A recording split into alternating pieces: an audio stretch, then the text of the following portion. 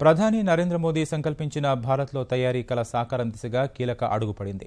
ఫ్రాన్స్కు చెందిన దిగ్గజ విమాన తయారీ సంస్థ ఎయిర్బస్ తాను ప్రస్తుతం రూపొందిస్తున్న ప్రతి వాణిజ్య విమానం పాక్షికంగా భారత్లోనే తయారవుతుందని ప్రకటించింది. విమాన తయారీకి సంబంధించి 2015లో భారత్ నుంచి $50 కోట్ల కన్నా ఎక్కువ విలువైన కొనుగోళ్లు జరిపినట్లు వెల్లడించిన ఆ సంస్థ ఇది చరిత్రలోనే అత్యధికమని తెలిపింది.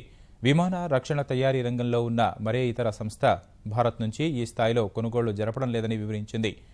A380, A350 వంటి విమానాల తయారీకి అవసరమయ్యే ఇంజనీరింగ్, ఐటీ సేవలు, విడిభాగాలు, ఇతర పరికరాల్ని టాటా, హాల్, మహీంద్రా, విప్రో, ఇన్ఫోసిస్ వంటి 45 సంస్థలు భారత్లోనే తయారు చేసి అందిస్తున్నట్లు ఎయిర్బస్ తెలిపింది. 2020 నాటికి విమాన రక్షణ తయారీ రంగం కోసం భారత్ నుంచి ఏటా $200 కోట్ల కన్నా ఎక్కువ కొనుగోళ్లు జరపాలని లక్ష్యంగా పెట్టుకున్నట్లు ఎయిర్బస్ వెల్లడించింది.